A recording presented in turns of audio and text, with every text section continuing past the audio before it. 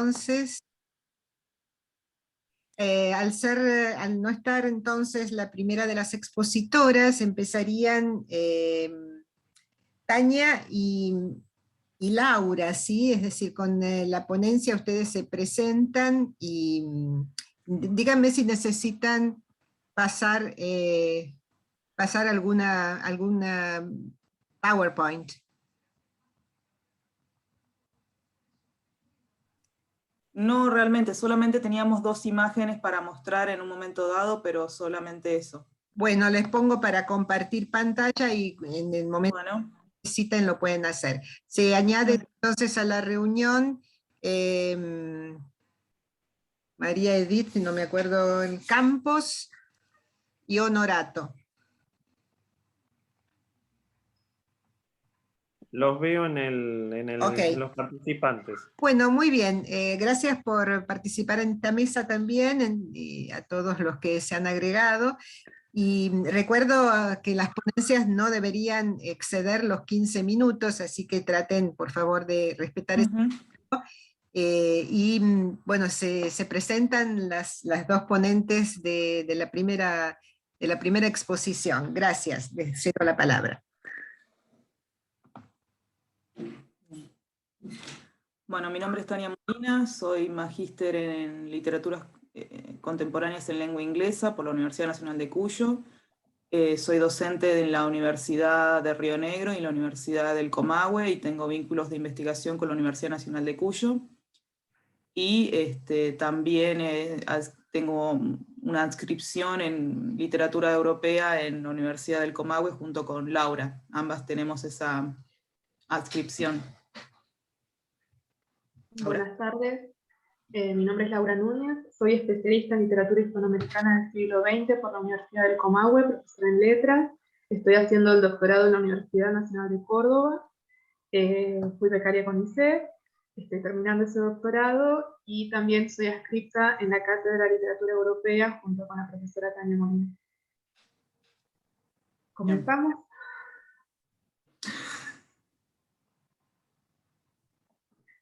Nuestra ponencia que queremos compartir con ustedes se titula Entre la lupa de Holmes y el bisturí de Watson, la construcción del extranjero en una selección de relatos de Arthur Conan Doyle. Sherlock Holmes, personaje icónico de Arthur Conan Doyle, encarna en su figura los valores sociales y las nociones imperialistas de una Inglaterra que mantiene su poderío a pesar de que los conflictos externos en la India británica y los problemas internos con los obreros y agricultores comienzan a resquebrajar este orden político, económico y cultural. Los relatos que dan vida a este personaje se inscriben a finales del siglo XIX y principios del XX, época en la que, como dice Said, el gobierno de las colonias y los métodos detectivescos estaban a punto de ganar el mismo respeto que gozaba el orden de los clásicos o la química. Tanto Doyle como el personaje de su creación abrazan el temor y la fascinación por él y lo extranjero, a la vez que acatan la ley y una mirada superior volcada a lo científico. Según Eric Hobsbawm, este periodo de tiempo generó un sentimiento de superioridad que unía a los hombres blancos occidentales, tanto a los ricos como a los de clase media y a los pobres.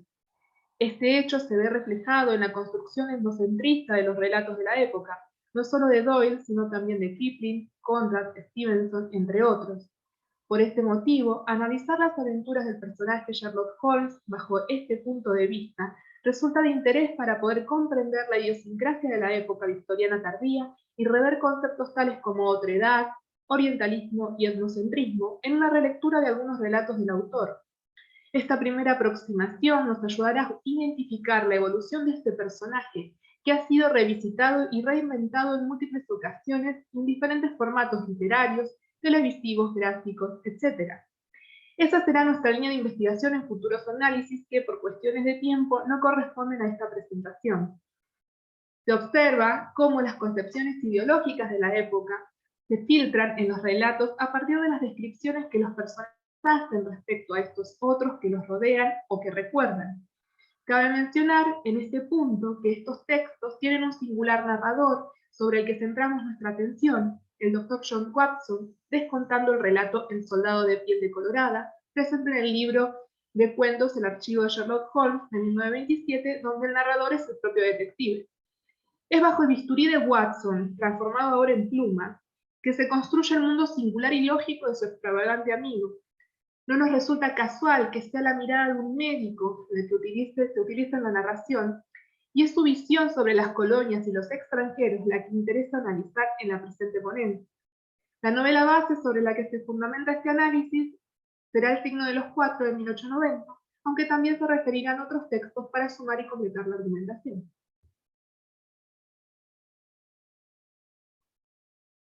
¿Tania? Bien. Los relatos de Sherlock Holmes se inscriben en un periodo que va desde 1887 a 1927. En ese periodo de tiempo el Reino Unido había consolidado su poder en India y en las colonias, pero a la vez se encontraba bajo una gran cantidad de conflictos internos y externos. Externos, las rebeliones, las múltiples rebeliones en India, e internos, las huelgas obreras.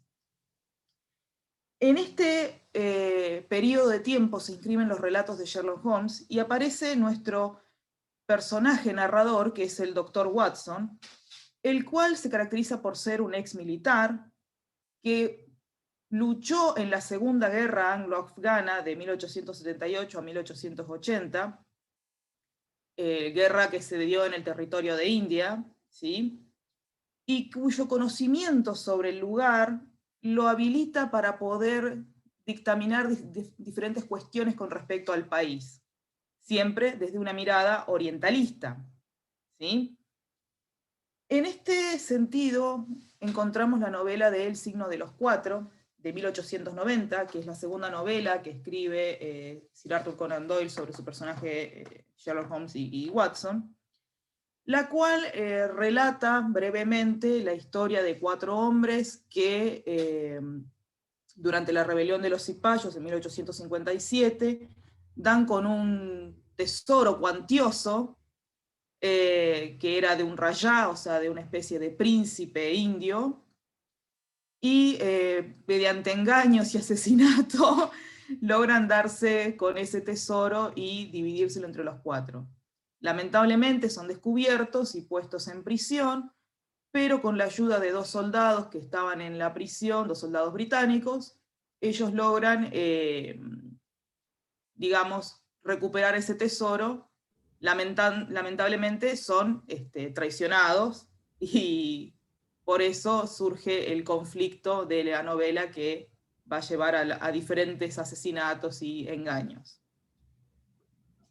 Esta novela tiene de por sí varias cuestiones con respecto al orientalismo, esta descripción de lo exótico, de lo oriental, desde el punto de vista de lo que denomina Said, con la concepción del otro, y viene dado esta concepción desde un etnocentrismo, desde esta concepción de que el hombre blanco inglés es superior al hombre indio, tan bien retratado en la minuta de Macaulay, no recuerdo ahora bien el año, pero la minuta de Macaulay justamente es una de las que exhibe que no encuentra ningún valor en la literatura o en la cultura india, y reproducen de alguna manera este relato un discurso dominante, hegemónico de la época en la que se inscriben los relatos de Conan Doyle.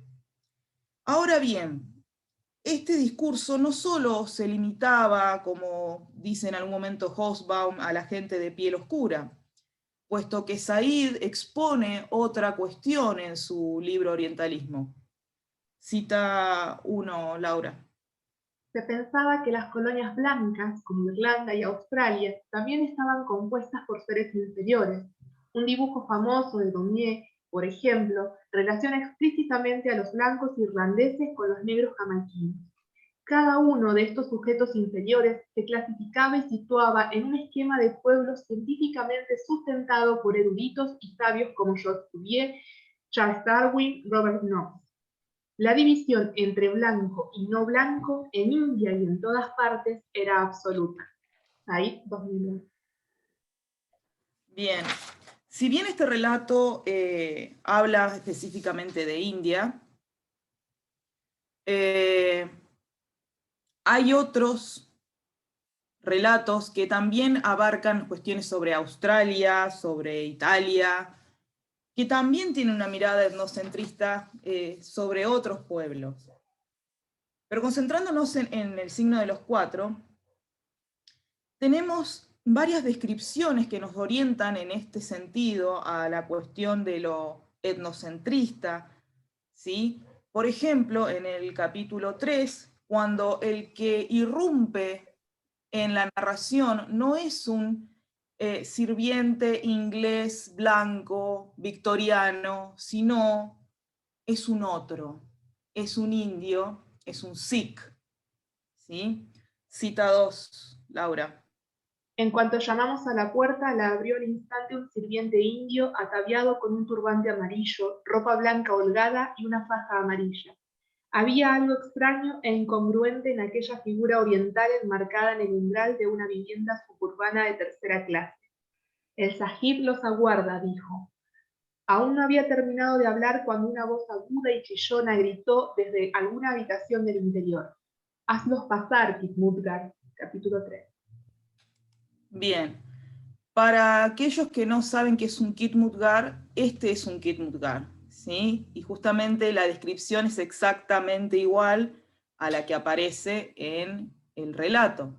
El turbante, porque es sikh, la barba, la ropa blanca, ¿sí? En vez de tener una faja, en este caso que es también blanca, tiene una faja amarilla, también probable, ¿sí? Esto es un Khitmutgar.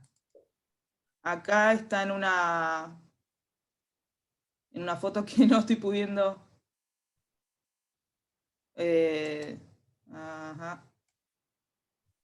Estos dos son verdaderos Khitmutgar, ¿sí? Es un sirviente, es un empleado. Y sahib es el término empleado para decirle amo a alguien. Sobre todo el tratamiento que tenían hacia los empleadores ingleses. Por otra parte, en el capítulo que sigue, también lo exótico irrumpe en el relato cuando se describe el lugar. Hay una cierta mirada naturalista hacia el otro, hay una intensificación del orientalismo al entrar a la habitación en la cual Sherlock Holmes va a tener una charla reveladora sobre el caso, y que realmente da paso a mostrar cómo se concibe lo oriental como un lujo desmedido, en cierta manera. Cita 3, Laura. Todos nos quedamos asombrados por el aspecto de la habitación a la que nos invitaba a entrar. Parecía tan fuera de lugar en aquella fúnebre casa como un diamante de la mejor calidad en una montura de latón. Las paredes estaban cubiertas por espléndidas cortinas y deslumbrantes tapices, recogidos aquí y allá para dejar sitio a algún cuadro lujosamente enmarcado o a un jarrón oriental. La alfombra, de colores ámbar y negro, era tan blanda y tan gruesa que los pies se hundían agradablemente en ella, como en una capa de musgo. Dos grandes pieles de tigre extendidas sobre la alfombra acentuaban la impresión de lujo oriental, a la que contribuía una enorme juca colocada sobre una esterilla en un rincón. Una lámpara con forma de paloma de plata colgaba de un cable casi invisible en el centro de la habitación. Al arder impregnaba el aire de un aroma sutil. Capítulo 4. Además de estas descripciones, en esta novela resulta curiosa la descripción que se hace de este salvaje de las Islas Andamán que colabora en el crimen, dado que las Islas Andamán hasta el día de hoy son islas inexploradas justamente porque los nativos de ese lugar son excesivamente violentos, excesivamente violentos para la comunidad occidental o cualquier otra, o inclusive para los mismos indios. Si bien las Islas Andamán pertenecen técnicamente a la India, ni ellos han podido explorarlas. Por eso resulta también curioso ese conocimiento de Sherlock de un lugar y de los salvajes de esas islas, dado que absolutamente nadie ha podido llegar ahí. Lo más cercano que han podido llegar a alguien ha sido atacados. Entonces resulta curioso esta cuestión del conocimiento de Sherlock al respecto. Cita 4. Los aborígenes de las Islas Andamán podrían optar por el título de la raza más pequeña de la Tierra, aunque algunos antropólogos votarían por los humanos de África, los indios paitúes de América o los nativos de la Tierra del Fuego. La estatura media es inferior al 1,5 metros y existen numerosos adultos que miden mucho menos. Son feroces, malhumorados e intratables, aunque capaces de entablar una amistad a toda prueba si uno se gana su confianza. Fíjese en esto, Watson, y escuche lo que viene a continuación. Tienen un aspecto horrible, con cabezas grandes y deformes, ojos pequeños y feroces y facciones distorsionadas. Sin embargo, los pies y las manos son muy pequeños. Son tan hostiles y feroces que han fracasado todos los esfuerzos de los funcionarios británicos por entablar relaciones con ellos. Siempre han sido el terror de los tripulantes de barcos naufragados, porque aplastan el cráneo de los supervivientes con sus masas de piedra o los acribillan con dardos envenenados. Estas matanzas concluyen invariablemente con un banquete caníbal. Un pueblo encantador y de lo más simpático, Watson. Bien. Esta descripción científica de la época constituye una descripción de ese otro absoluto, un otro caníbal, ¿sí? En cierta manera. Aunque bueno, no son las únicas descripciones que aparecen en los textos de Sherlock Holmes, sino que también aparecen descripciones peyorativas hacia los italianos, por ejemplo, hacia los australianos, que no alcanzaremos a decir ahora porque tenemos que ir cerrando, así que voy a darle paso a Laura para que diga nuestras conclusiones de manera rápida, para no perjudicar al resto de los exponentes. Sí, nuestras conclusiones. Sherlock Holmes se constituye como un personaje en el umbral de Londres, epicentro imperial y representante de las aspiraciones civilizatorias universales. Desde ese lugar, su mirada analítica y lombrosiana califica con ojo crítico aquello y a quienes se salen y desafían el status quo del orden social. Representa el abrazo hacia un cientificismo que promete brindar las herramientas para distinguir la criminalidad de los ciudadanos moralmente respetables del imperio. El extranjero, en la mirada de ese narrador de los textos de Conan Doyle, se construye desde la lupa etnocentrista, centrándose en los detalles que en la concepción europea corresponde a Oriente. Los personajes de los relatos, tanto de los que hemos extraído en esta exposición, como de las que quedan fuera del análisis, se construyen remarcando las diferencias y colaborando en la concepción de las clases sociales a las que pertenecen los buenos ciudadanos, descritos de manera grandilocuente, versus los obreros o villanos, que aparecen mencionados con características negativas o grotescas. Llama la atención al lector del siglo XXI que las características físicas revulsivas no se concentran en los villanos de la clase social alta, en quienes prima su inteligencia y sagacidad. No pasa inadvertida la influencia de los estudios frenológicos de la época que establecen que las características físicas de una persona predeterminan su capacidad intelectual y sus posibilidades de ser un criminal. ¿Qué tipo de criminal o una persona de honor? No en vano es la época de la publicación de El origen de las especies, 1859, El origen del hombre, 1871, también del desarrollo de las ideas de César el Hombroso, de una criminalidad unida a la biología a partir de las múltiples publicaciones, entre ellas El hombre delincuente, de 1876, y La mujer delincuente, del 93. Watson, en tanto narrador de los textos de Sherlock Holmes, posee una mirada recortada de la realidad, notablemente influenciada por el sentimiento de época descrito por Eric Hobsbawm al comienzo de esta ponencia. Ese sentimiento de superioridad racial y moral puede notarse en la mayoría de los relatos, constituyendo una fuente primaria de análisis de la sociedad de la época y sus controversias al momento de identificar los cambios y permanencias en la construcción de las otredades en las actuales ficciones, que tienen como centro neurálgico a este par de personajes. Tanto Sherlock Holmes como John Watson forman un dúo integrado a la cultura popular que ha inspirado nuevas aventuras o remasterizaciones de aquellas que forman parte del canon. A su vez se encuentran con frecuencia otros personajes con aires holmesianos en su desarrollo que sostienen la lógica, el cientificismo, la mirada crítica, la catalogación de las personas como eje de su desarrollo y caracterización. En este mare magnum se observan cambios necesarios, adaptaciones a los nuevos tiempos y exigencias de un público que ya no aceptaría con avidez una mirada abiertamente etnocéntrica y lombrosiana en la constitución de las aventuras y personajes. En este sentido, la presente lectura comparte nuestro punto de partida del análisis de un relato que aún tiene vigencia más de 100 años después y que nos permitirá avanzar en la lectura de la construcción del extranjero en las nuevas representaciones de las aventuras de Sherlock Holmes y su compañero y amigo John Watson. Muchas gracias. Gracias por escucharnos. Gracias a ambas. Bien, hacemos como en las demás mesas, dejaríamos las preguntas para el final. Bien, sigo yo y cerraría entonces Punchmuller la mesa, ¿sí? Vamos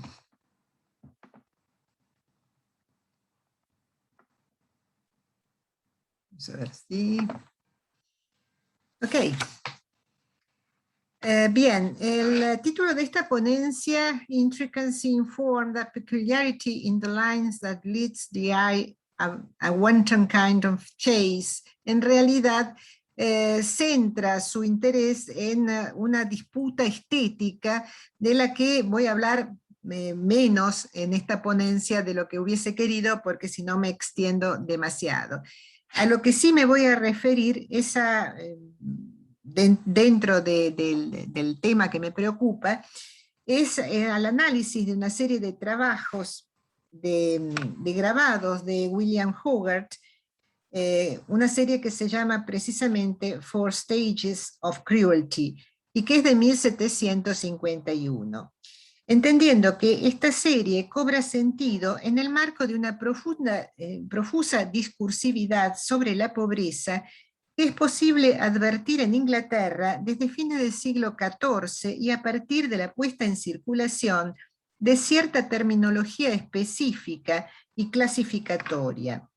Esta terminología será recogida luego, hacia finales de la dinastía Tudor, en el cuerpo de The Poor Relief Act, o Poor Law, como es referida generalmente, sancionada en 1601.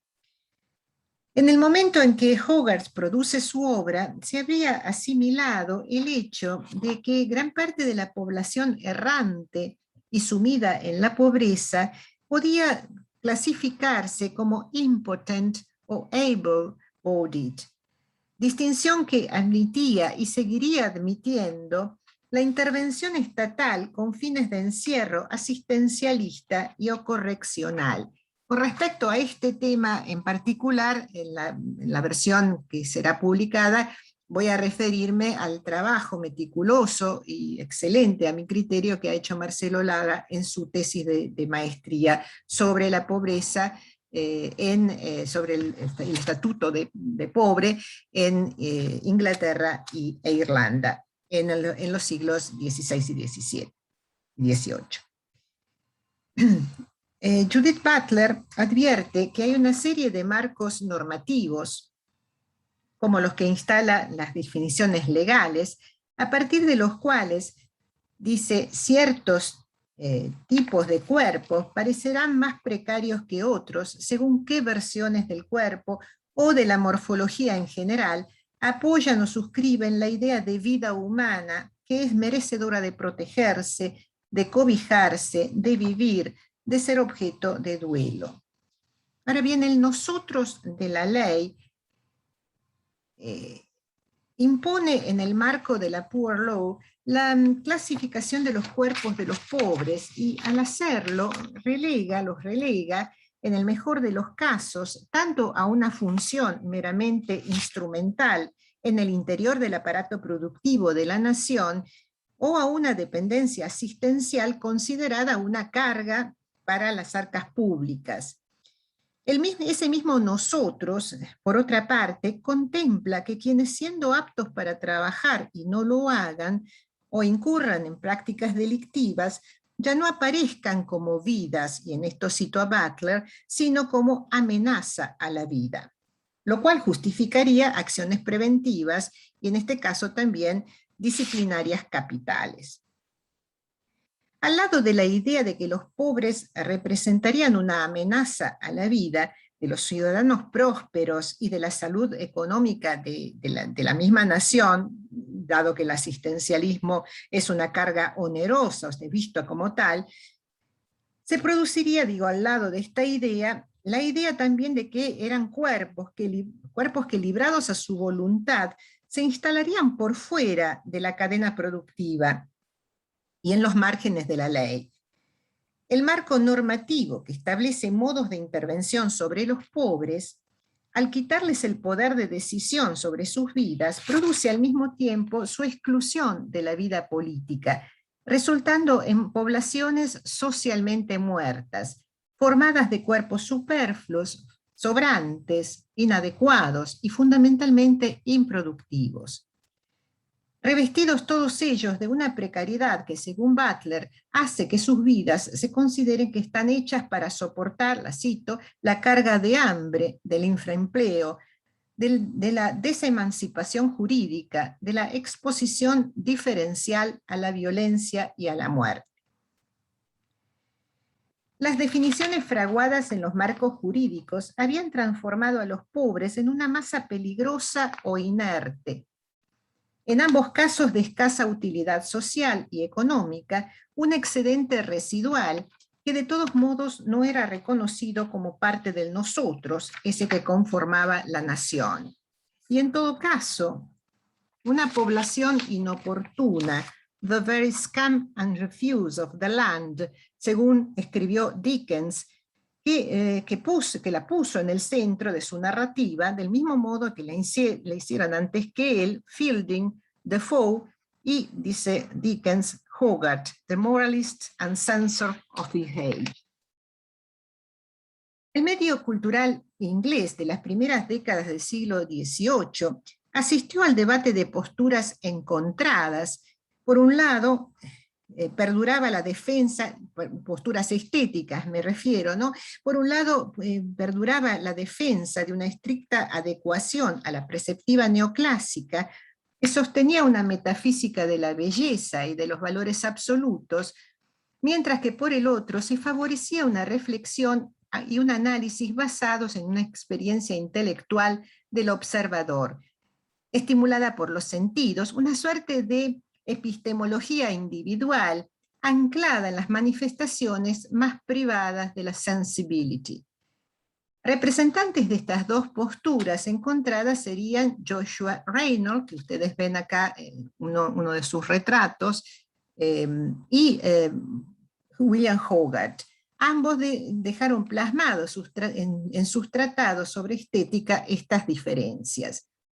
En una apretadísima síntesis, el qué representar y el cómo, que separaba a los artistas, dejaría del lado, por ejemplo, de Joshua Reynolds, a una clase aristocrática de la que provenían mayormente sus clientes y mecenas, asociada pictóricamente a fuentes y motivos clásicos y una ambientación ahistórica.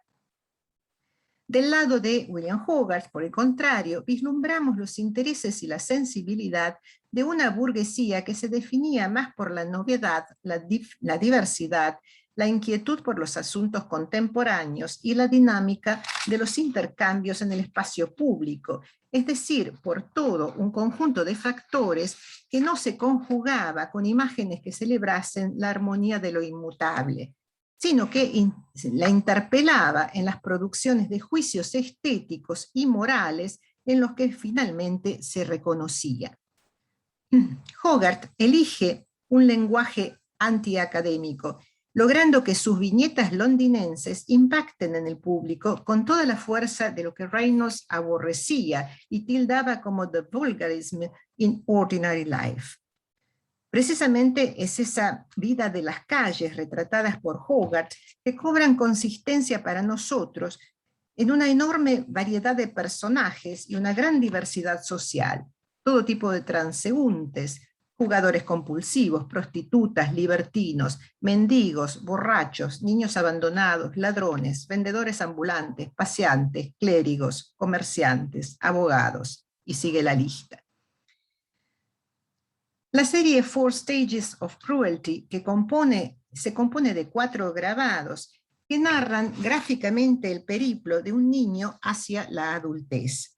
Cada lámina está acompañada a pie de página por un comentario moralizante en versos compuestos por James Townley, explicativo de lo que se muestra en imágenes. La historia narrada en la serie, de tan clara, es casi banal y podría resumirse en pocas palabras. Un niño pobre, Tom Nero, comienza torturando animales, eventualmente pasa a matar a un ser humano y termina siendo partícipe involuntario de una lección de anatomía en el Royal College of Physicians. Aunque el trabajo de Hogarth ha sido ampliamente analizado, veamos un poco más de cerca cada uno de los cuadros que componen la serie. En el primero de ellos, y en el cuadro en amarillo central, lo ven, está Tom Nero torturando a un perro secundado por otro chico de su edad. No son los únicos a su alrededor. Otros adolescentes provocan heridas y dolor a diferentes animales, como si se tratara de un juego que los entretiene, pero que además los identifica como grupo. El único que intenta detener a Tom es un niño que visiblemente pertenece a una clase social más privilegiada. Su atuendo y su peinado lo diferencian del grupo. Ofrece al atacante comida como elemento de disuasión que frene el brutal maltrato. A la izquierda, el personaje principal, un joven, dibuja sobre la pared la silueta de un arcado y anota en ella el nombre Tom Nero, sugiriendo así un destino inescapable en el que se enlazan el accionar violento del presente de Tom con su cruento final futuro. Tom es un niño marcado, en un sentido amplio del término, que abarca sus dimensiones culturales, legales, afectivas y finalmente exteriormente identificable en las letras SG grabadas en su chaqueta andrajosa, que lo señalan como interno de la workhouse de la parroquia de St. Giles, uno de los barrios más ruinosos de la ciudad. Ese uniforme hecho jirones establece su pertenencia a la gran masa de niños y adolescentes pobres institucionalizados, una diferencia que no puede ignorarse entre él y ese otro jovencito que intenta frenar su accionar tentándolo con una ración de comida, un intercambio que resultaría, por varias razones, inconsecuente, insuficiente y estéril. La segunda de las placas nos muestra a Tom ya adulto, que trabaja como cochero. Él está castigando con un palo a un caballo que ha caído extenuado. A su alrededor muchas otras escenas violentas lo secundan. Son golpeados animales y niños, también ante la indiferencia general de quienes asisten a los abusos, los magistrados que se trasladan en el coche. El título de la tercera lámina ya afirma que el comportamiento de Tom ha dado un vuelco hacia el crimen, un crimen para el que la sociedad ya impone castigo capital. Cruelty Imperfection nos muestra al protagonista apresado tras haber dado muerte a su amante, Angel, que estaba embarazada. Le quitan el cuchillo con el que la ha degollado. Él la había obligado a sustraer algunos bienes de la casa donde ella prestaba servicio. Del bolsillo de Tom sacan armas, objetos robados y una carta que ella había enviado arrepentida de haberse dejado convencer. En el cuarto y último grabado de la serie, no se nos muestra ni la instancia del juicio, ni del encierro en la cárcel, ni tampoco la escena del cadalso, todas instancias que comunicarían de manera inmediata la relación entre los crímenes y el castigo. En el último grabado, el cadáver de Tom yace en la mesa de disecciones de un teatro de anatomía y lleva el título de The Reward of Cruelty. El trabajo de Hogarth sobre las imágenes nunca es plano ni unidimensional. En la dinámica interna que propone la secuencia, podemos intuir la convergencia de discursos y prácticas de la época que tenían como objeto la contención de las expresiones inmoderadas y la corrección de los comportamientos violentos relacionados con el desorden de la vida pública. Así, en la primera de las láminas que hemos visto, concurre, por un lado, toda la discursividad normativa que mencionábamos al principio, de que desde 1601 en la Poor Law, regulaba el asistencialismo a los menores desamparados, del que Tom Niro es un exponente. Un sistema de institucionalización que además evidenciaba a principios del siglo XVIII graves fallas de seguimiento y tutoría, como lo expresó el novelista Henry Fielding en el tratado que escribe en su función de magistrado, Proposal for Making an Effectual Provision for the Poor. Y que este tratado tiene como finalidad el mejoramiento de los centros asistenciales y disciplinarios.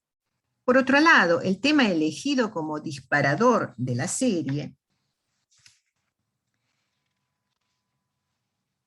o del periplo de Tom, dialoga estrechamente con el tratado Some Thoughts Concerning Education, que John Locke, el filósofo, publica en 1693. Se trata de una obra que fue ampliamente leída, consultada y comentada a lo largo de todo el siglo XVIII. Locke estimaba que la educación era la base material del comportamiento futuro de cada individuo, puesto que provee a la infancia de la experiencia necesaria al discernimiento entre el bien y el mal, que marcará su conducta adulta. No debemos buscar en el estudio de Locke la defensa de una educación universal, como lo sostenía el proyecto renacentista de Comenio y su ideal pansófico. Los sujetos a quienes está dirigida la propuesta lockeana son los integrantes de la clase dominante, en especial los jóvenes gentiles hombres que habrán de participar del gobierno y la dirección administrativa del país. La contracara del modelo lockeano, cuyo objetivo es la educación del gentleman, será la instrucción de los jóvenes pertenecientes a las clases populares. Para ellos, en el siglo XVIII, se perfeccionaron los regímenes correccionales y de encierro tendientes a formarlos como fuerza de trabajo para el artesanato, el servicio y la industria. Una de las secciones del Tratado de Locke, en sus parágrafos 116 y 117, inquiere acerca de la predisposición a la crueldad en los niños, algo que los progenitores y maestros debieran cuidar con particular esmero para que no deriven en crímenes mayores, algo que parecería inevitable para las clases bajas. La cuarta lámina que hemos visto, la cuarta lámina que cierra la serie, finalmente recoge opiniones encontradas en torno al recrudecimiento del castigo criminal, que ocuparon particularmente la arena pública londinense a lo largo de las primeras décadas del siglo XVIII, y hallaron eco en la Murder Act de 1751, que es del mismo año en que se difunde esta serie de Hogarth. Uno de los enunciados más visibles de este tema puede leerse en el panfleto anónimo que circuló en forma masiva en 1701, que incitaba al tratamiento parlamentario del tema del castigo criminal bajo el lema "Hanging, not punishment enough", es decir, la horca no es un castigo suficiente. Para los autores del escrito, desalentar actos criminales, especialmente contra la propiedad privada, debía incluir torturas ante y post-mortem. Entre estas últimas, es decir, la tortura post-mortem, se sugería la exposición del cadáver en jaulas colgantes, por ejemplo, impidiendo para que los posibles deudos cumplieran con algún ritual de encierro de los restos. La puesta en disponibilidad de los cadáveres de los ajusticiados para la disección anatómica guardaba entonces proximidad con semejante propuesta de 1701.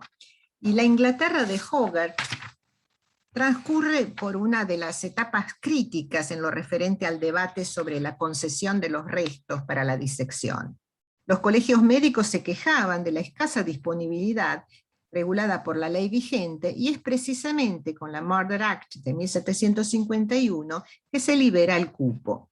Son los cadáveres de los indigentes y de los criminales ejecutados, ambos pertenecen a la misma jerarquía, los que terminan en la mesa de disección del anatomista. Una cuestión que avivaba posiciones encontradas en torno a objeciones éticas y religiosas sobre el vaciamiento y el desmembramiento de esos cuerpos. Para concluir, la propuesta estética de Hogarth, con su apertura a la diversidad temática y un tratamiento formal alejado de los estrictos parámetros neoclásicos, permite que el artista ponga la lupa sobre un espacio urbano y las cuestiones que más preocupaban a sus contemporáneos. En el relato de la serie analizada, percibimos que ese particular individuo no puede sustraerse de ser visto como una amenaza a la vida, en términos de Butler, ni tampoco del hecho que su destino sea tan previsible bajo el marco normativo que lo produce. Tom ha pasado por las instituciones de encierro y disciplinamiento, pero sin que esto resultara en una inserción útil y socialmente aceptable, puesto que la actividad delictiva lo desvía del camino institucionalmente trazado para él. Son los despojos mortales de Tom los que finalmente pagan un dudoso tributo a la sociedad, recuperando un inesperado valor en ese castigo post-mortem reservado a los de su clase, instancia en la que incluso sus restos son tratados por el marco normativo de manera diferencial. Gracias.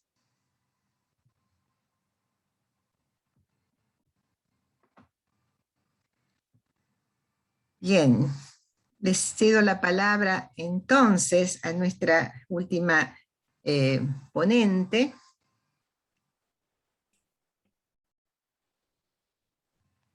Voy a proyectar. ¿Necesitas? ¿Sí? Perfecto, Sí. perfecto, Andrea. Sí, ya podrías hacerlo, está disponible para vos el espacio. A ver si ustedes me dicen si allí se ve. Se ve perfecto, sí, gracias. Bueno, bien.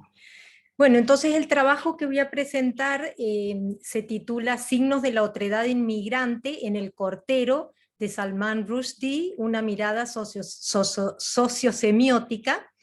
En esta presentación PowerPoint yo lo que voy a presentar es un breve punteo de los puntos más importantes del trabajo como para ir un poco más rápido con la lectura.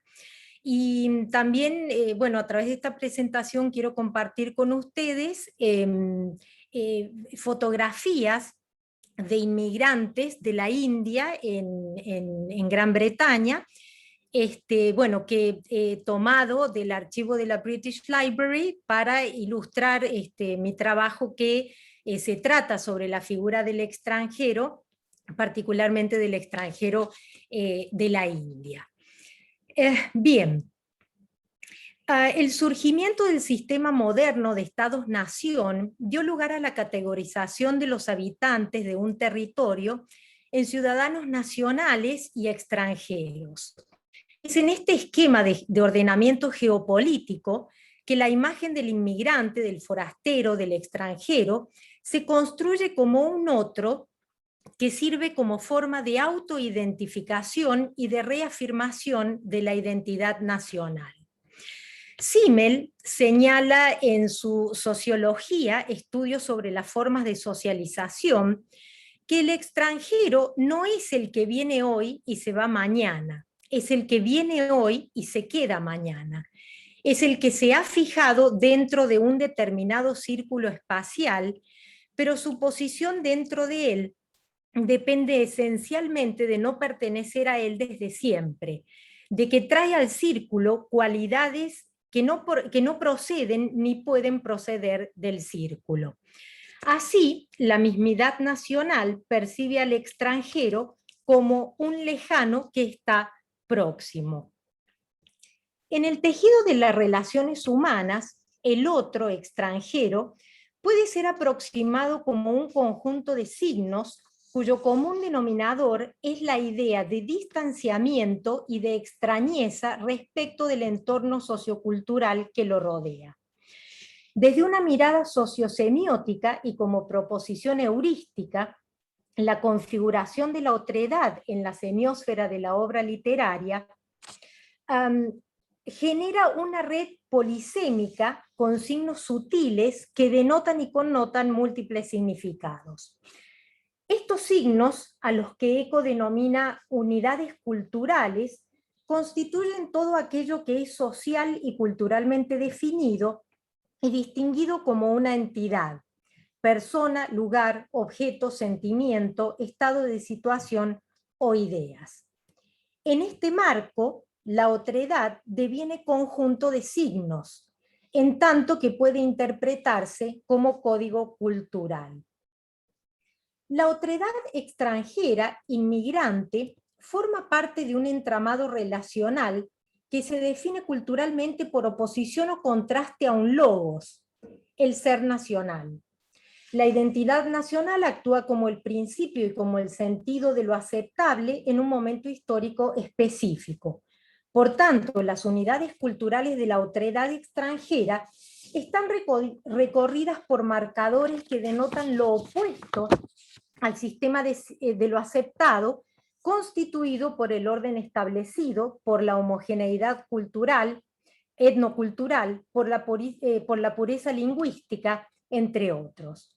Es decir, marcadores culturales que expresan la oposición y la anomalía de las unidades aceptadas y codificadas en la identidad nacional. El Cortero, The Quarter, es un cuento de Salman Rushdie, escritor anglo-indio, que fue publicado en 1994 en la colección Oriente-Occidente. La trama del cuento se desarrolla en Londres a comienzos de 1960. El Cortero se narra desde la perspectiva de un adolescente de la India que es enviado a un internado en Londres. El narrador, Baba, ahora adulto, recuerda sus experiencias durante los años 60, cuando su familia, sus padres, sus 3 hermanas y su aya, su niñera, se reúnen con él en Londres y viven en una edificación llamada Waverly House. El cuento explora el microcosmos de inmigrantes de Waverly House, donde también viven 2 marajás indios y el portero del edificio, que es un inmigrante eslavo. En primer plano está la historia de amor entre el portero y el aya del narrador, Mary, quien por su acento indio no puede pronunciar la P y la reemplaza por C. De esta manera transforma la denominación de portero en cortero. Porter into quarter. En este trabajo proponemos como hipótesis hermenéutica que en el cuento, El Cortero, hay una construcción bífida de la otredad extranjera, una figura idealizada por parte del narrador inmigrante como sujeto inmerso en un tercer espacio, contrapuesta a una imagen del extranjero como síntoma de anomalía, de una anomalía social, una desviación cultural construida, esta última imagen, por los personajes ingleses del cuento. En el cuento, la imagen del extranjero se va construyendo a partir de la diferencia. Habla diferente, se viste diferente, su fisonomía etnorracial es diferente y sus códigos sociales también lo son. Sin embargo, estas diferencias se codifican por medio de unidades culturales como la hibridez, la liminalidad y la provisionalidad, que en lugar de funcionar como signos de negación de la cultura nacional, la subvierten y negocian con ella generando la novedad.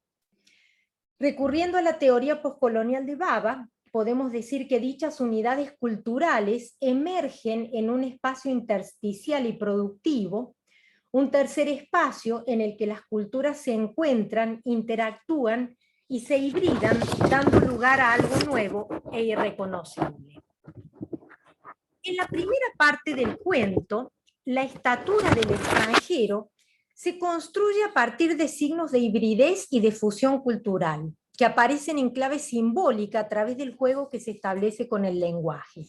La creación de nombres, la invención de apodos, la generación de nuevas palabras, la mezcla de códigos, son todos recursos que creativamente atentan contra el absolutismo de la identidad lingüística nacional y celebran la carnavalización y la hibridación lingüística en el cuento. Cito algunos ejemplos. Como ya nombré anteriormente, el aya llama al portero cortero. El portero, que es un inmigrante eslavo, recibe el apodo de Mixed Up por parte de los niños indios, ya que su nombre verdadero, Mishirsh, y cito lo que dice el narrador niño adolescente en ese momento en el cuento, his name was so full of communist consonants, all those double Z's and U's walled up together with no vowels to leave them breathing space, that I never even tried to learn it. Además, el portero había sufrido una embolia cerebral que deja secuelas en su habla, por lo que altera el orden sintáctico del inglés. Por ejemplo, dice, I, to see Miss Mary, come, am, said Mixed Up. Scheherazade, el nombre de la hermanita menor del narrador, es irrisoriamente transformado en Scheherazade. El portero eslavo también resignifica el nombre de Mary, el aya india, que se metamorfosea en Certainly Mary, Mary claro, ya que al hablar siempre sujetaba por delante el blanco sari de ribete rojo y asentía con el adverbio certainly. Los personajes indios constantemente cambian de código, del hindi al inglés y viceversa. Cito aquí solamente un ejemplo porque el cuento realmente abunda en ellos. Kalipili Bon Martha, she objected, and then, for her host's benefit, she translated, for nothing he's shouting, bad life, switch it off. En el mismo orden de cosas, la liminalidad se proyecta como otra unidad cultural que define la identidad extranjera. Para Howard Grenville, la liminalidad adelanta lo simbólico e invita a la recombinación para el cambio cultural e identitario. La identidad extranjera se percibe entonces como un estado intersticial entre identificaciones fijas, la de la cultura de origen y de acogida, y abre la posibilidad a una hibridación cultural que entretiene la diferencia sin jerarquía asumida o impuesta. En el cuento, al encontrarse entre dos culturas, el extranjero construye su identidad en el umbral entre ambas, situándose como un sujeto productor de nuevos significados y nuevas subjetividades. En este sentido, la otredad extranjera es esencialmente cronotópica, ya que se torna producto de la conexión intrínseca de las relaciones temporales y espaciales. Es en Londres, en el edificio de Waverly House, en donde Mary, el aya india, deviene Certainly Mary, y el portero se transforma en Corter y en Mixed Up. El nombre que se les otorga a los personajes en el nuevo espacio de agencia en el que se desenvuelven da cuenta de que la liminalidad de su estatus identitario se impregna de códigos hibridados. Las identidades culturales puras y homogéneas se desvanecen en la liminalidad para dar lugar a lo que Hall denomina una dinámica sincrética. Esta dinámica se apropia de elementos de códigos de origen y los creoliza, desarticulando signos y rearticulándolos para la creación de nuevos significados. Una de las instancias más contundentes de esta dinámica en el cuento es el juego de ajedrez, que actúa como mediador de la relación amorosa entre Mary y el portero. Históricamente, el ajedrez se inventa en la India para representar una batalla entre dos aspirantes al trono. Cuando llega a Europa, mantiene como código semiótico la misma connotación cultural de juego de guerra. Paradójicamente, en el cuento, son los inmigrantes quienes metamorfosean la tradicional investidura del ajedrez como formalización de la guerra en el lenguaje simbólico del amor. Para Mary y el portero, el ajedrez se convierte en una especie, y cito del cuento, en una especie de private language. Old Mixed Up, lost as it was for words, retained on the chessboard much of the articulacy and subtlety which has vanished from his speech. Vemos entonces que la imagen del inmigrante se ha construido a partir de unidades culturales que, aunque diferentes de las del logo nacional, celebran la autenticidad de la novedad y de la hibridez en contra del absolutismo de lo puro. Sin embargo, esta reivindicación del extranjero como agente de un tercer espacio cultural se oscurece a partir de otra construcción de la figura del inmigrante por parte de los únicos personajes ingleses del cuento. Estos personajes, cuyos nombres no se mencionan, son identificados por el narrador como primer Beatle y segundo Beatle, y representan lo que ellos perciben como lo esencialmente británico. Se visten como los Beatles, citan alguna frase de Shakespeare y hablan un inglés estándar. Dichos personajes construyen la otredad extranjera a partir de la fijación y la estigmatización de unidades culturales que se perciben radicalmente opuestas al ser nacional. Tomando la categoría de Torres Martínez, se construyen como amenaza al orden establecido. La retórica obtusa que emplean estos personajes para dirigirse a Laia y a su empleadora india, a las que confunden por las esposas de los marajás indios de Waverly House que se dedicaban a la prostitución, se sostiene como un tour de force en la fijeza y en el estereotipo. Estos personajes insultan a las mujeres indias, las llaman fucking wugs, les ordenan regresar a su país, al que denominan fucking Wugginstan, y las amenazan con un cuchillo para que se desabotonen sus blusas.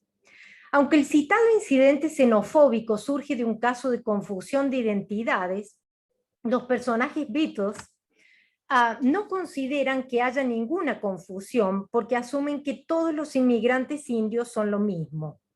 Al llamarlos wugs, expresión que se usa para designar a extranjeros de cabello y tez oscura, demuestran que perciben a todos los extranjeros como una masa homogénea.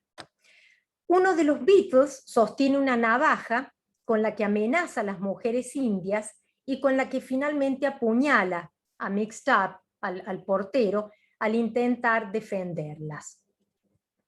La violenta puñalada, considerada como an honest mistake, ¿sí? Un error honesto por los personajes ingleses, simboliza sus sentimientos de superioridad y sus anhelos de homogeneidad cultural.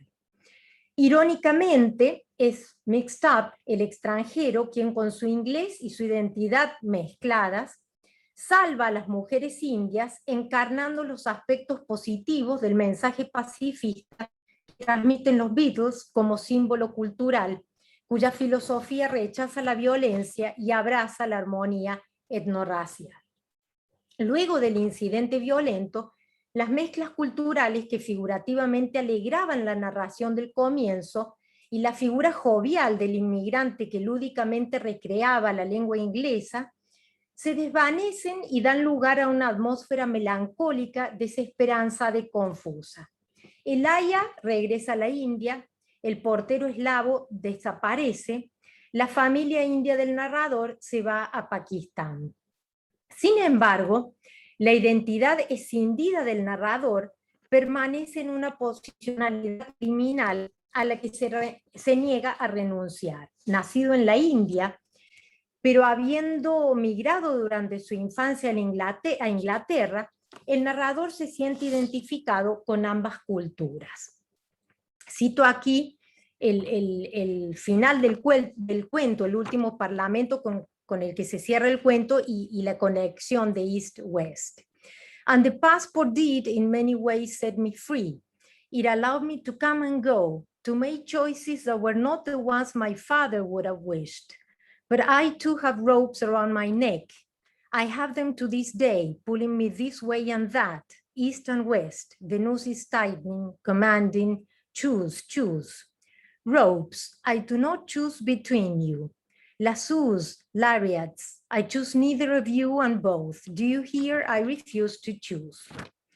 El otro extranjero se construye de manera dual en el cuento. Por un lado, a partir de la percepción del narrador, el inmigrante se va configurando como el término que de alguna manera deconstruye los binarismos estancos y esencialistas, nativo extranjero, cultura nacional, cultura foránea, a favor de un espacio liminal entre culturas. Esto se contrapone con las unidades culturales que los personajes ingleses del cuento asignan a la otredad, es decir, homogeneidad, fijeza, anomalía. Sin embargo, el final del cuento es claro en cuanto a la imagen de extranjero que se pondera. El narrador decide no elegir entre Inglaterra y la India, opta por permanecer en una zona entre medio, un tercer espacio en el que los códigos culturales de hibridación, mestizaje y yuxtaposición constituyen nuevas identidades. A través de su identidad impura, el narrador celebra la erosión de límites y al hacerlo necesariamente rechaza la pureza de verdades dogmáticas que amenazan con confinar al extranjero dentro de categorías uniformes y totalizadoras. Nada más.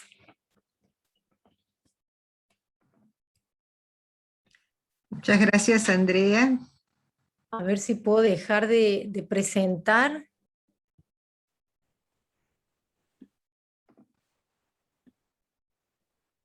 Perfecto, gracias. De nada, gracias a ustedes. Bien, queda abierto el espacio para preguntas, entonces. ¿Alguien quiere intervenir?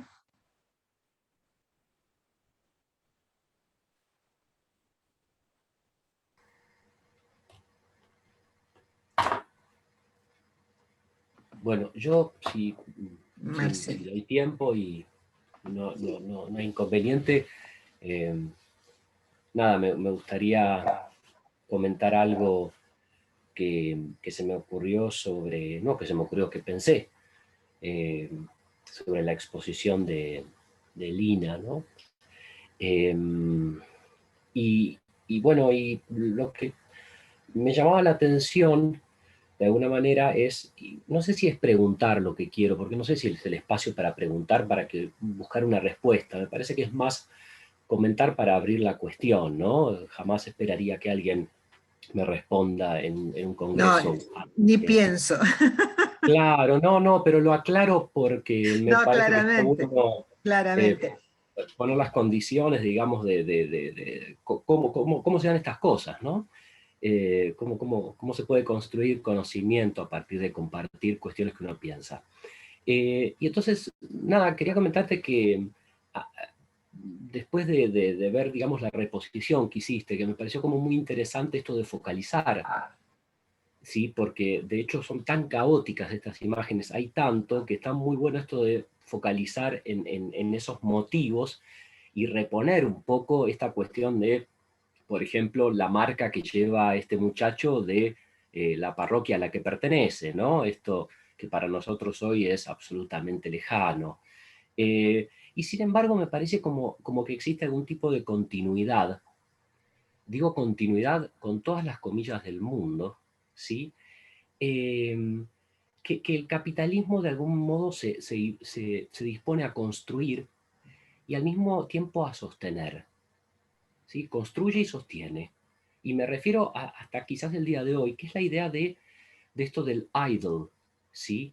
De el ocioso, ¿sí? Y que está asociado justamente a esta otra palabra que es loitering, ¿no? Esto de merodear, esto de no hacer nada, ¿sí? Siempre como que van juntas, esta ociosidad, digamos, esta crueldad ociosa de meterle la flecha en el culo al perro, ¿no? Que parece que no tuviera sentido, pero que después va a tener un sentido, como vos dijiste, inevitable en estas clases bajas. Y entonces, nada, simplemente me llamaba la atención esta continuidad, porque de hecho se sigue criminalizando de alguna manera lo ocioso y esta idea de merodear, ¿sí? Hay carteles en Inglaterra y en Estados Unidos especialmente que justamente dicen no loitering, ¿sí? No se permite, digo, ¿qué asociado? Porque el merodeo, y sobre todo los carteles en Estados Unidos, ¿no? El merodeo está asociado al delito contra la propiedad privada, ¿no? Inmediatamente, ¿no? No se puede pasar por acá. Pero además estaba pensando, claro, que la idleness, ¿no? Es decir, esta ociosidad que a fines del siglo XIX va a ser casi la etiqueta que clasificadora del dandy, ¿no? Es decir, el dandismo que no hace nada como una cuestión positiva.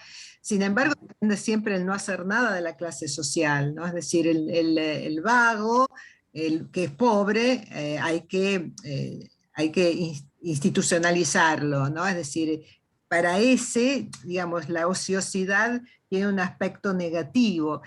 Para el capitalista, digamos, la ociosidad también tiene en ese sentido un aspecto negativo de no producción, ¿no? Sin embargo, va a ser una especie de referente para una aristocracia decadente que precisamente a fines del siglo XIX va a arremeterla contra el burgués capitalista, ¿no? Es decir, en este sentido me parece que es interesante que uno vea el recorrido que puede hacer una conceptualización y una clasificación. Nada, eso. Gracias. Gracias a vos.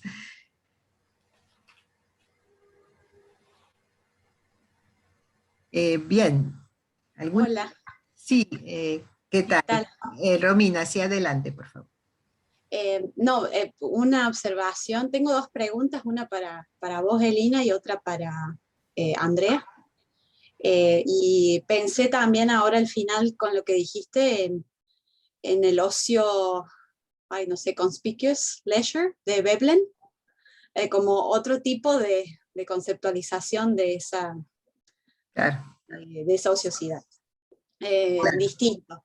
Sí. Claro, claro. Para atacarlo desde una perspectiva comunista a la capitalista. Pero bueno, las preguntas son, por un lado, en la serie de Hogarth, yo no estoy familiarizada y me llamó mucho la atención la última imagen de la lección de anatomía, de la disección.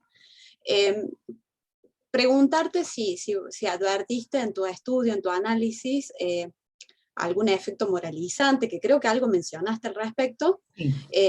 Evidentemente dirigido hacia las clases más bajas, pero ¿qué pasa con los sujetos que dependen de todo este tráfico de cuerpos y los médicos, los ladrones de tumbas? O sea, si hay algo que se pueda ver respecto de esos actores en la imagen, en el dibujo.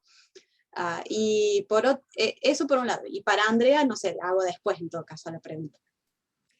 Bien, gracias. Bien, en Hogarth es bastante difícil, digamos, tener un juicio clausurante, ¿no? Es decir, en este sentido, porque precisamente, digamos, el interés que él tenía es que su trabajo tuviese una amplia difusión, es decir, estas series eran muy baratas y era para que tuvieran una amplia difusión en las clases bajas sobre todo, pero además para que circularan en los coffee house, es decir, en las casas de café de entonces, ¿no? Del siglo XVIII, y que produjera debate, ¿no? Y, digamos, y esto me parece importante, también porque en la última serie se llama The Reward of Cruelty, pero el agente no es Tom Nero, ¿no? Es decir, él está siendo víctima post-mortem de una crueldad que finalmente lo excede, ¿no? Es decir, en ese sentido, podemos ver en el dibujo que lleva adelante, el diseño que lleva adelante Hogarth, que, digamos, se trabaja mucho sobre las cavidades, ¿no? Es decir, así como Tom, cuando era niño, le ponía un palo en en el ano al perro, también a él le atraviesan las cavidades en esta lección de anatomía. Finalmente, porque también, digamos, la disposición de cadáveres para la disección era un hecho que levantaba muchos debates a nivel ético, ¿no? Es decir, hasta qué punto se podía disponer de algo que hoy asociaríamos con cierta sacralidad de los cuerpos, ¿no? Es decir, en ese sentido, digo, no es clausurante precisamente, y eso me parece lo más rico de los trabajos de Hogarth, que por supuesto tienen una amplia cariz moralizante, pero no clausura, porque está hecho con recursos satíricos, con determinadas modalidades que no tuve tiempo de exponerlos, digamos, pero que figuran en su tratado sobre la belleza, que es el tratado donde él insiste precisamente en que es el observador el que tiene que ir a la casa del sentido y no ofrecerle el sentido clausurado, y eso me parece muy rico, ¿no? En el proyecto estético de Hogarth, y los resultados que uno pueda llegar a poder analizar desde el presente, de nuestro presente. Muchas gracias No, por por la favor. respuesta. Me dan ganas de leer y mirar más. Ay, muy interesante. Sí, sí. Y mi pregunta para Andrea tiene que ver con el concepto de espacio liminal, que entiendo que lo toma de las teorías postcoloniales, o eso entendí, no sé, no estoy familiarizada con los teóricos que ella consultó. Yo a esa categoría la tengo más, por ejemplo, de la antropología, como estadio dentro de lo que se conoce el ritual inicial, los ritos de iniciación o de pasaje. Y normalmente la idea de liminalidad la comprendo como algo no estable en el tiempo, ¿no? O sea, es un espacio temporal que está destinado a terminar. Entonces, y que se opone, según Turner, que es más o menos el que trabaja esta idea de liminality en el proceso ritual, se opone a la estructura social, que vendría a ser el orden social que prevalece, que es estable, al que debemos retornar. Entonces yo pregunto, dentro del análisis tuyo, Andrea, esta categoría de liminalidad, ¿cómo se relaciona con la estructura social? O sea, ¿hay algún tipo de institucionalización o de posibilidad de interacción con las instituciones, con el orden social para estos sujetos de los espacios intersticiales? O sea, no sé cómo eso se puede ver desde una perspectiva tal vez más temporal también, no solo espacial. Sí, que hay una diferencia del concepto, ¿no es cierto? Porque, bueno, depende desde el campo desde el cual se defina, varía, ¿no es cierto? Como vos decís, desde el campo antropológico, sí, lo intersticial está vinculado a lo liminal, como vos decís, como un estado que puede ir cambiando. Y por eso se lo toma incluso en la literatura para el estudio de las novelas de Bildungsroman, ¿sí? Todo el paso de una etapa etaria a otra.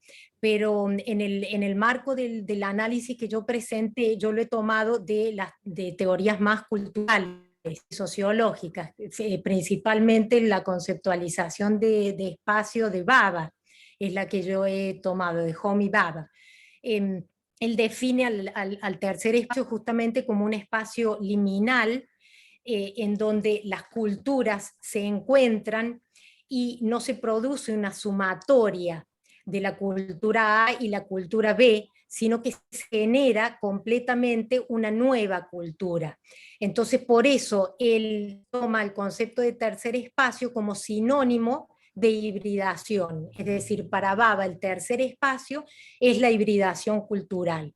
Él lo ve como, es decir, esta teoría lo ve como un totalmente positivo, en donde se habla de contaminación cultural o de carnavalización cultural, pero en un sentido totalmente favorable para la cultura. Es decir, las culturas no son burbujas o compartimentos estancos, sino que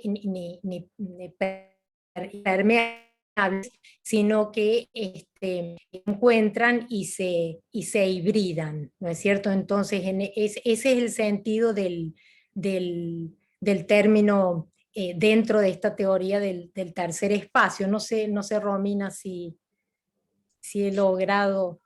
Sí, no, me has clarificado más el uso del término. Me queda esta duda de qué pasa con ese tercer espacio, en términos de estructura social. Me queda esa duda, pero tal vez una duda como para seguir pensándola, ¿no? No sé. Claro, en términos de estructura social, vos decís en términos de instituciones. Por ejemplo, instituciones, prácticas establecidas que van más allá de los sujetos que tienen este acceso en algún punto tal vez privilegiado o excepcional o marginal, depende de cómo se lo mire, cómo sea la experiencia. Surgen, se pueden encuadrar dentro de la teoría del tercer espacio, surgen prácticas culturales que surgen de la novedad. Baba dice que es un espacio inconmensurable, es un espacio caracterizado por la inconmensurabilidad, porque es imposible caracterizarlo o medirlo de manera finita, ¿no es cierto? Porque las posibilidades de encuentros de cultura son inmensas. Entonces, sí, pueden surgir prácticas culturales, instituciones o institucionalización de tareas sociales, etcétera, etcétera. Bueno, muchas gracias, Andrea. De nada, Romina. Bien, ¿alguien más quiere preguntarle a la mesa? Si no hay ninguna intervención más, entonces cierro acá. Les agradezco muchísimo las intervenciones y también las preguntas.